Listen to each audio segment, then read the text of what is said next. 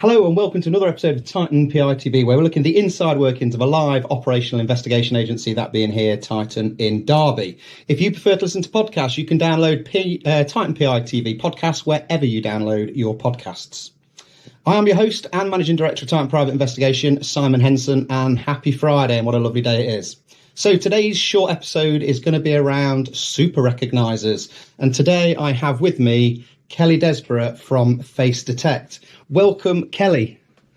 Hi, Simon. Thanks for having me. No, that's fine. So we've worked together in the past where we have combined at large events, behavioural detection and super recognisers. So I thought I'd get you on today just to give us an insight into this amazing skill of being a super recogniser, which I don't want to blow your trumpet, but are you the best in the country at this?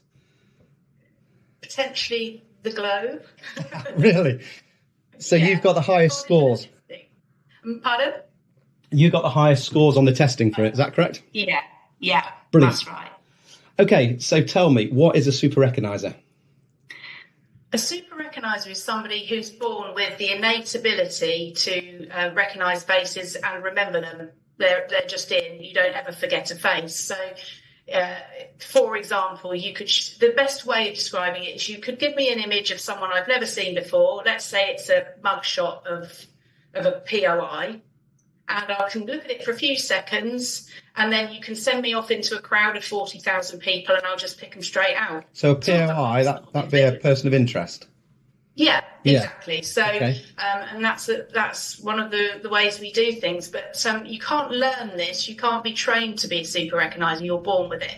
So there's a part of all of our brains called the fusiform gyrus, and that recognises faces. And some of us are born with a problem with that, where we can't even recognise faces at all. That's a prosopagnosic.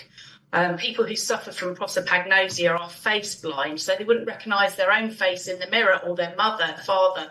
Wow. So that's quite a tough problem for those people. And when they were researching prosopagnosia, they thought, well, is there not something right at the other end of the scale where people never forget a face? And that's how they discovered that super recognisers were a part of our makeup, and we're about 1% of the population. I'm just about to ask that. Is there a percentage of people that have this skill? So it's 1%? Yeah, 2 or 1%. And even then, when you get to super recognisers, being in that 1% bracket, you get different levels of super recognisers who are good at different parts of it. So, for example, some people might be amazing at comparing one face against another, brilliant for border force and things like that, looking at passports. But some people are brilliant at long-term memory, so they'll be able to pick out somebody they saw 30 years ago and just immediately know it's them. Others might be really great at picking out people in a crowd. I mean, I'm really lucky that I've got across-the-board skills on that side. So my skill is used all across the board for all sorts of different jobs. Okay. So you've got this brilliant skill. You can see a face and never forget it. What's the application of this? How can it be used in the surveillance industry or security? Yeah, so it's really flexible. We work in all sorts of industry. So from the security point of view, we are often used at large crowd events with security teams. So we tag on to other teams. We don't replace anyone in a security team. We're sort of to add another level there. So we, for example, we might be flanking a CP team. So we will know about known stalkers, let's say, that might be a threat to principal, and we will be around and about, watching for them. Large crowd events is normally we get given lots of intelligence before the event that we might be getting protesters in. That's the biggest thing we work on in large scale event would be protesters. So we will get information of faces given to us. We might have over 100 faces to look at, but we can scan through those. They imprint themselves. We don't have to try to look at different features. We just take them all in, and they're there ready, primed in our minds, so that when we deploy, we are looking for those faces. And if we see one in a huge crowd, it will almost, for me, it's as though the crowd is blurry and that one person is in HD. They just stand straight out.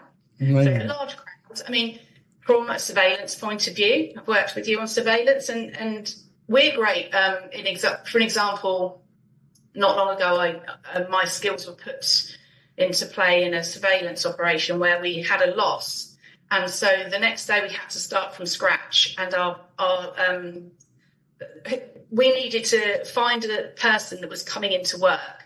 And unfortunately, she was coming into work in one of the busiest intersections in London for going into work at 9 o'clock in the morning. There were thousands of people coming from 4 different directions. So I just plotted up close by to the entrance to her work, but watched the 4 directions, and immediately I had her out of the crowd. And now we've gained control again. So it's kind of things like that are useful for us on the team. And I'm surveillance trained, thanks to yourself. So that is a really useful extra skill I've got to put into a team.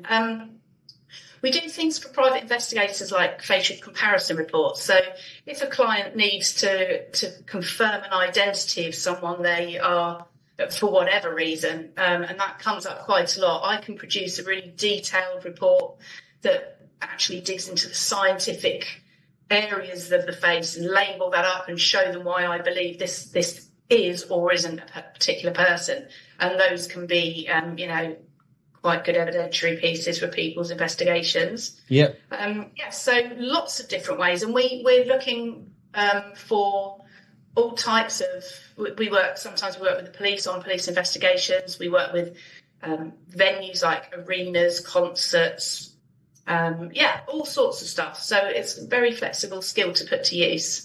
Okay, so if any of our subscribers or viewers are watching this today and they think they might have this ability, which I am one of the 99% that don't, how do they go about trying to be, diagnosed or whatever?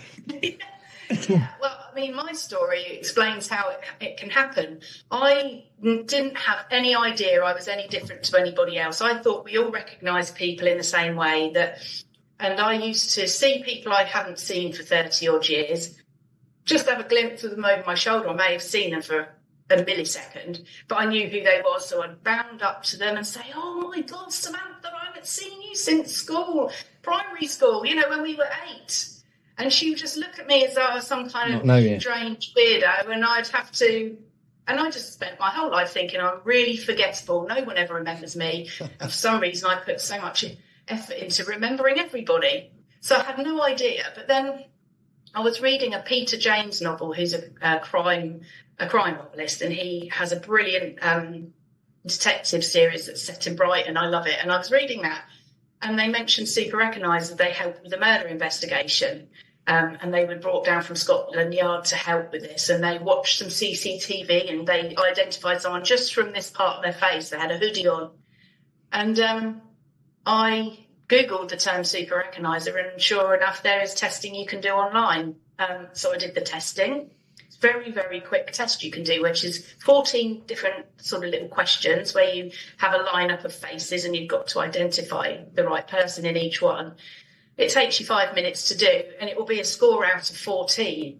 Now, if you get 10 out of 14, that's about average, so it's not anything to get too excited about. Yeah. But if you start to get 12, 13 or 14 out of 14, then it might be worth doing the extra testing. And Greenwich University are the world leaders in super recognition research, and they've got a great testing process that you can go through, which will then give you a score at the end of it to confirm whether you are or aren't a Super Recogniser. Okay. And it's then you can come to me and say, do you want to be on my? I want to be on your team. I'm looking for Super Recognisers that I can put on some teams that we're deploying at the moment. So where do they do that initial test? Need to have that confirmed. Pardon? Where can they do that initial test? Yeah, so the initial test, if you go to my website, which is facedetect.co.uk, the test is right there on the homepage. It'll take 5 minutes. Okay. And then if you do well at that, and that takes you to the link for Greenwich University, the rest of it comes through. If you do well, there'll be further links you can use to take you to the rest of the testing. And if you think you're really good at it, and a lot of people think they're really good at it, but when it comes to the testing, which is horrifically grueling, then we might see some different ideas. But yeah, we've had some people on the course which have said, I could be a super recogniser. I've got this skill. They do the test and they're really upset when they get 10. So I've certainly seen that firsthand. Yeah, and it worked the other way around for me. I just thought I was did the same as everyone else. So I think you've got to. The thing to remember is it's kind of like a bell chart. If you think about prosopagnosis face blindness here, and then you've got super recognisers here at the other end of the bell chart, the top of the bell scale and coming down here is amazing recognition skills. So you might find that someone thinks they're a super recogniser, but they're on this higher end, but they will recognise people they went to school with 30 years ago. But could they be shown someone they've never seen before, have that imprint on them, and then just go and find them in hundreds of thousands of people? And that's the bit I can't do. As a surveillance operative, I always struggled to be able to look at a photo of a mugshot of someone who I've never seen before and then say, that is that person I'm looking at now. But there are always strong people on surveillance teams who would say, can you just give me a second opinion on this? I think it's a good likeness as the subject. And they'll go, definitely, or no. Yeah, but yeah, that's it. It's kind of what you could do with, isn't it? Yeah, and it stops you from doing a follow on completely the wrong person. If you're watching a property where numbers of people are coming out and you need to pick up the right one, it's always handy to have someone on the team who's gonna, be able to, without any shadow of doubt, and in a split second, without needing to think about it, say yes, that's him. Let's go. That's brilliant. And what sort of earning opportunities are there once you've been formally recognised as a super recogniser? Yeah, well, I would be honest with you. I mean, I'm the only civilian super recogniser in the whole world running their own business doing this. We've got super recognisers in police forces in the UK. I joined up with Thames Valley Police, and we've got super recognisers identified there. We've also got them in Germany, and they're great in Australia.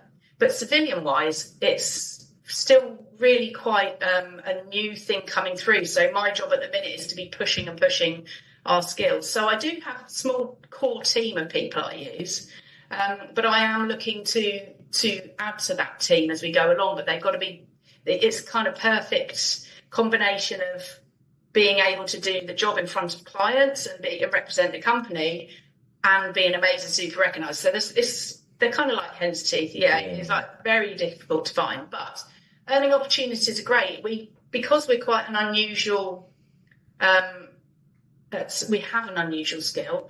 When companies understand what we do, they value it enormously. And I've just recently, I've been building up for a few years. We've got into one of the country's biggest arena businesses, and we are being deployed now into quite a number of their events. And they just love to have that extra level of security on some of these high profile events where they know protesters are going to come in, and we're having so many amazing results and stopping people that they wouldn't have had a hope in hell of finding if we hadn't been there.